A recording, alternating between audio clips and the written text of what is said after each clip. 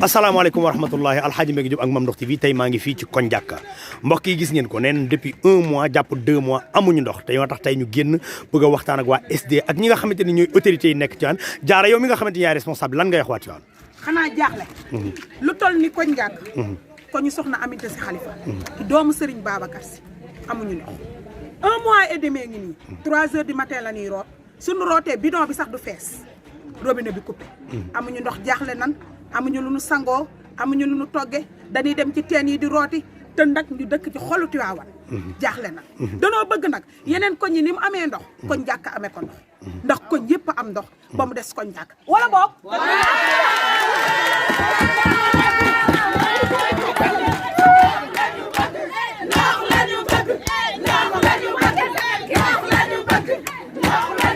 waaw waa Ndokh TV ñun waa Sénégal la ñuy waxal di ko kalaame nag ci waa Ndokh TV ndax amuñu pexe suñu góor ñi léegi dañuy ñëppay biddanti ndax dañuy root 3 heures du matin la ñu yeewu di root ca duñu am lu ñu jàppe duñu am lu ñu sangoo ca lu doy ni nag quartier El Hadji Malick soxna Aminta si xale fa nekk fi mi ngi fii nee na duusam amul ndox këram amul ndox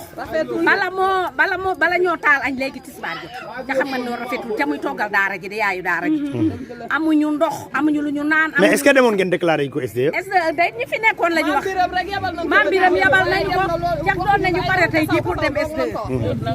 footatuñu léegi lan ngeen di ñaan waa SD lan ngeen leen di wax dëggantaan xanaa ñu dimbali ñu ci ndox jàppale ñu am ndox ci suñu tiwo bi mu fi tar ñiku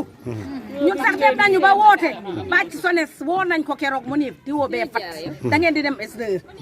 keroog dimanche ñu war a xëy dem SDE ñu yebal maam Biram nee na ñëw na fa